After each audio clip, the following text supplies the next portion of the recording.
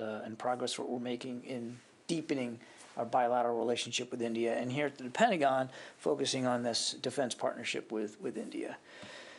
Finally, in some personnel news, we're excited to welcome Miss Rebecca Hersman.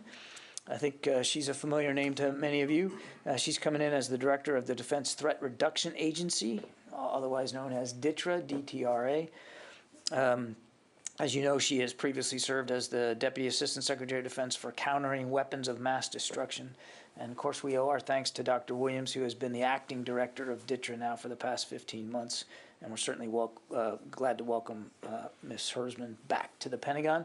I also have a personal announcement here in public affairs. Today we welcome Ms. Sabrina Singh, who came over to us from her duties at the White House. She'll be taking over a new position here in OSD Public Affairs called Integrated Campaigns. She's going to basically be helping us do a better job of stitching together all the different vehicles that are that we have available to us and communicating and making sure we're doing that more effectively and more efficiently. And we're really, really glad to get her here. We've been working for weeks to bring her on board, and we're really excited to have her here. So with that, Bob.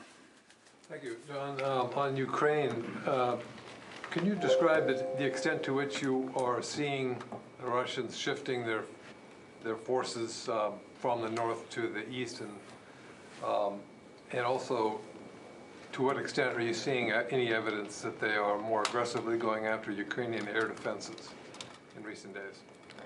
Yeah, so again, with the caveat that we don't have perfect visibility into everything that the Russians are doing, we have seen some early indications that that they continue to flow the forces that they had in the north of Ukraine around Kyiv, particularly in Chernihiv, moving them north into Belarus, and then and we're starting to see early indications of movement eastward now back into Russia.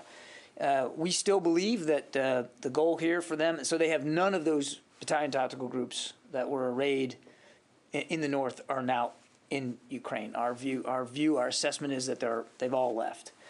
And they're beginning this effort to move them further to the east. We think that they're going to use places like Belgorod and Valiuki, which is to the north of the border with Ukraine, as refit stations, as way stations for them to resupply.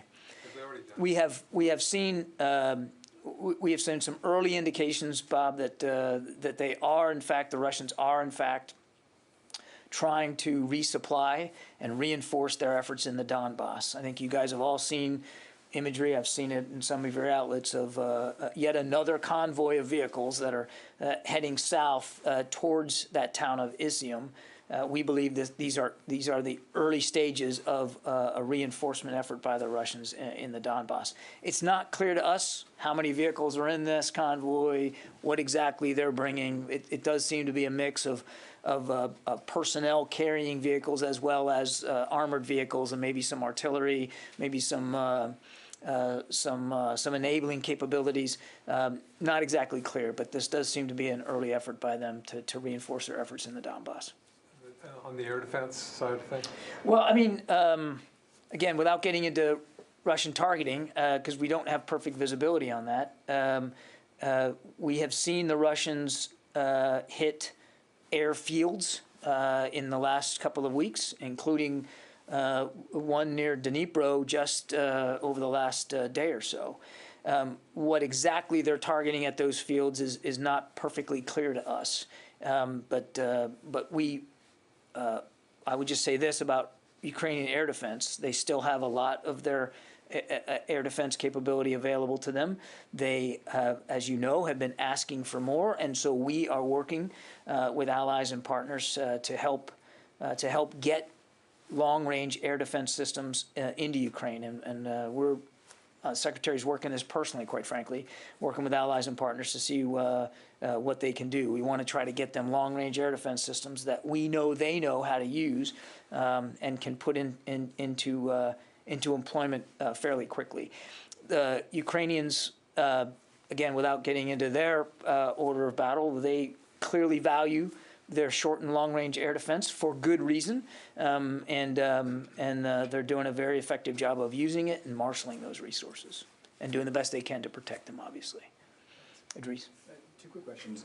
Earlier today, President Zelensky talked about what he said was the death toll in Mariupol. He said tens of thousands. I know you don't go into numbers, but does that scale sound plausible? It could be, Idris. We don't know. And I don't think anybody's really going to know until Ukrainian authorities are able to get in there and look and see. It's still being fought over. So it's still contested. It's still contested territory. But if you just look at the imagery and you see how much the Russians have pounded Mariupol from the air, it's inconceivable to imagine that there aren't going to be civilian casualties and that it could be a significant number. But I think we just need to not be jumping to conclusions here while the city is still being fought over. And secondly, Jake Sullivan over the weekend talked about the new Russian general to sort of lead the war effort. Is that in any way a sign that President Putin has accepted that it's not going well and he sort of needs to readjust in some way, shape, or form? I don't think Mr. Putin needs many signs that it hasn't been going well for him in Ukraine. I mean, here we are, day 46, and again, you know, he failed to achieve so many of his geographic and strategic objectives inside Ukraine. So they're repositioning, they're refocusing on the Donbass. I'll let them speak to their personnel announcements, but it wouldn't surprise anybody that they're trying to organize themselves better for a now more geographically confined and more specific set of target objectives now in the Donbass specifically and in the south.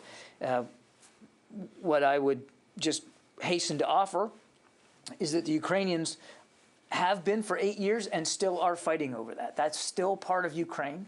And they show no signs of being willing to give that territory up, nor should they. So we'll have to see, you know, how this plays out. But whatever the Russian plans are, whatever their goals for this new commander are, they're still going to have to reckon with a very stiff, very effective, very capable, and quite frankly, I've used this word before, but very nimble Ukrainian defense. Let me go to the phones just a little bit, and we'll just keep working around. Barbara, I think you're online today. Yeah, hi. I do want to follow up on the general, if I may. He's obviously is someone known to the U.S. military from his operations in Syria and in the destruction of Aleppo.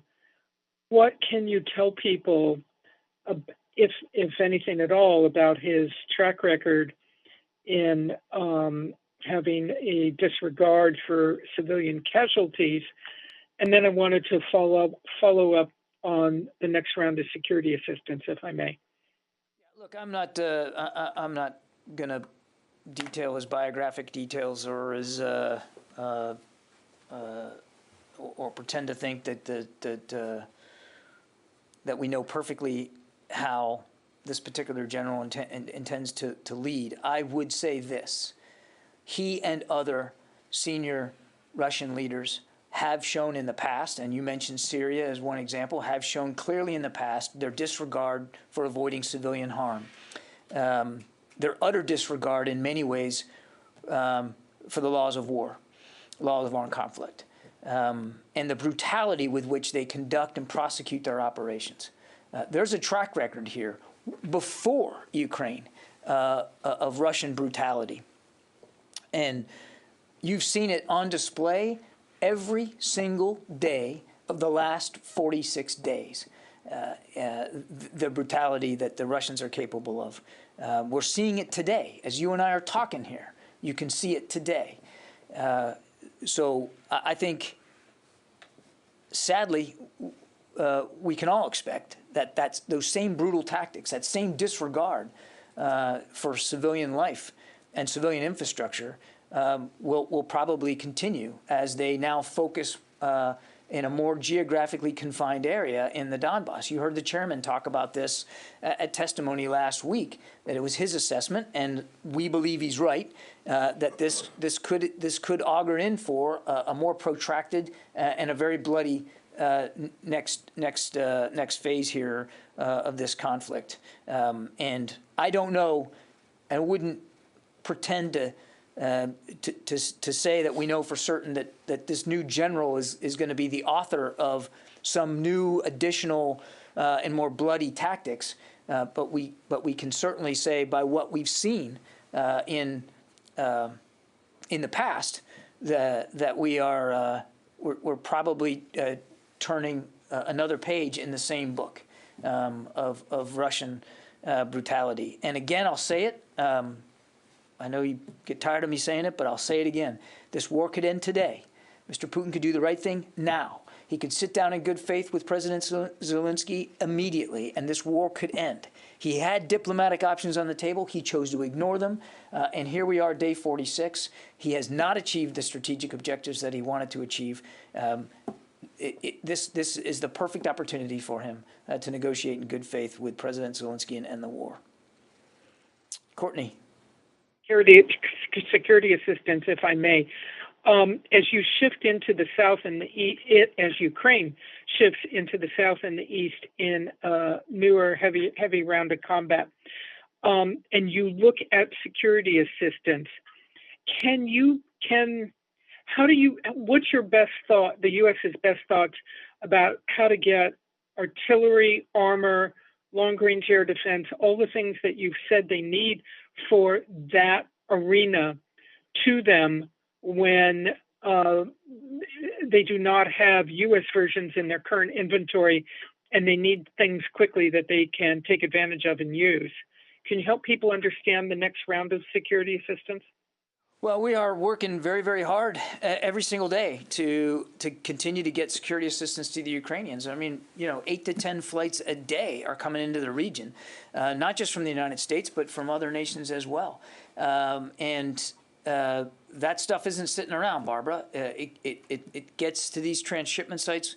They're put onto trucks and they're moved into Ukraine very, very quickly. In some cases, stuff coming from the United States takes no more than 4 to 6 days from the time the president authorizes drawdown authority to it gets into the hands of the Ukrainians. That's an incredible rate of speed.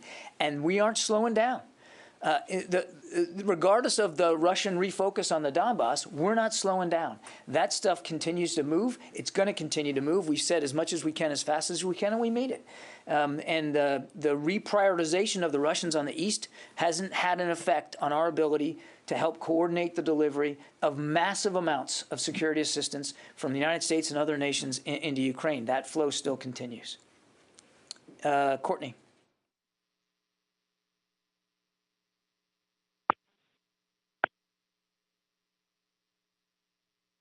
Sorry, my question's been answered. If you hear me, my question's answered. Thanks. Oh, thanks, Court. Go ahead, Sylvie. You said that the fighting is continuing in Mariupol, but the pro-Russian troops in this region just said this morning that they took the port, and the Ukrainian army said that are still in Mariupol said that they don't have any more ammunitions. So is it your assessment that Mariupol is falling? I told you how our assessment as of this morning was that the city was still being fought over. I don't have more up-to-date information than that, and nothing of what you just read out to me necessarily disputes our assessment this morning that it's still being fought over. Yeah. I'm wondering about what we've seen, like in Bucha, with the possibility that the Russians have executed captives. I'm wondering if there's some concern that this could change international norms or put U.S. troops in some danger in the future, that some other nation may see Russia acting in this way, and that if U.S. troops are taken captive, that they may be treated in the same way. Is there any concern that Russia's actions could endanger U.S. troops in that way or change the international? Look, I would just say that our expectations are that prisoners of war are going to be treated in accordance with the Geneva Conventions and the rule of law, period. And that's the way it needs to be. And we've been very open about that. Has there been any developments in, has DOD been helping in any specific way now with the effort to kind of collect the data and look at what the Russians have actually done and maybe charge Russians in the future? I would just say in general, because we're not going to talk about everything specifically that we're doing as part of the interagency effort here in the United States government, but in general, we'll pitch in and do our part to try to help with the collection of evidence of war crimes being conducted for use in investigative procedures going forward. I mean, we're focused on doing what we can to help document that. It's also fairly transparent for the world to see. The brutality and the war crimes that Russian forces are conducting. Can you say at all, like, what the DOD has done, and any example or anything like satellite imagery or anything like that? No, I'm not going to get into that. I mean, but we are helping collect the evidence and document things. Some of that will be through open source imagery as well, but I won't go into more detail than that. Yeah.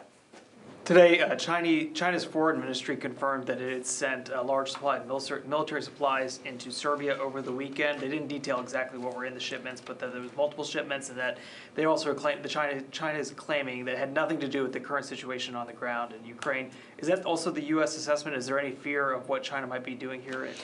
We can't confirm those reports. I've seen the press reports, but we're not in a position to confirm the idea that China might be sending systems into Serbia. So it'd be difficult, since I can't confirm it, for me to speculate as to what the purpose might be. They confirmed it. The Chinese admitted that they were the ones that sent it. I'm just curious, though, is there any concern with them sending weapons into Serbia? Look, I mean, we would certainly not want to see anything flow in that could be an advantage to the Russians.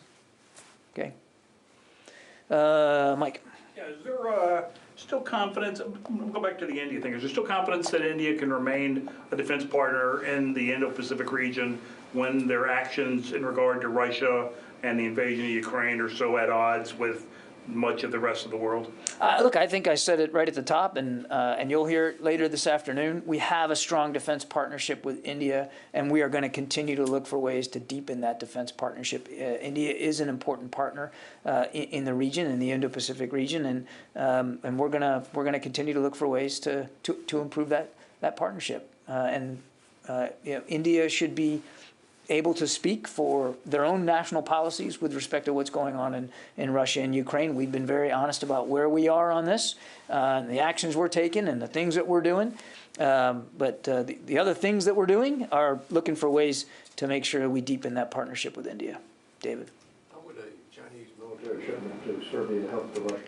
I'm not saying that it would, David. I'm not confirming it. I'm just saying that if that's the intent, if it's some sort of potential option of getting assistance to Russia, obviously, we would not consider that helpful. But I'm not confirming that it happened, and I'm not, as I said before, I'm not confirming what their intent is. Have you seen any evidence that China has provided any support, any military support for Russia and Ukraine? No. Let's see, Jeff Schogel. Thank you. The Defense Department says it has shipped hundreds of Switchblade drones to Ukraine. Is it possible to get a rough number, 200, 300? Leave it at hundreds, Jeff. How many hundreds? It says hundreds have been committed. That doesn't necessarily mean hundreds have been shipped. We know that 100 have been shipped, and they are in the region. Heather from USNI. Thank you so much. So I know that you said that the senior defense official earlier said there was no maritime updates, but I was wondering if you have any information about the dozens of naval ships in the Black Sea, and if there's any anti-mining activities going on near Odessa. I don't know of any anti-mining activities near Odessa. We know that that there have been mines in the waters off Odessa. But I'm not sure of any anti-mining efforts. I think you're probably talking about Russian minesweeping, and I can't read out Russian naval activity with any great level of specificity. They still have roughly a couple of dozen or so ships in the Black Sea and the Sea of Azov. We think a large part of their focus is replenishment and resupply. Again, that follows suit to what we've been talking about coming out of the north. This yet another convoy. but we also think that from the south, they want to use some of their naval vessels to help resupply and restock their forces in the south, to the south of the Donbass. Yes? Sorry if I missed this. Is there any attribution on the strike in Syria the other day? No, not yet. Is that something that you expect to have at some point? I think at some point we'll probably be able to get into more detail on that, Gordon, but we're still working with our Iraqi partners on that. No specific attribution. I mean, these things are of a piece, though, of the kinds of activities we've seen out of militia groups in the past, militia groups that are backed by Iran, but I don't want to get ahead of where the investigation is. Mike? Hey, can you confirm the journal's report that the USAR commander is going to be the next SACEUR in NATO? I have no personnel announcements to speak to or decisions to speak to today. Okay, thanks, everybody.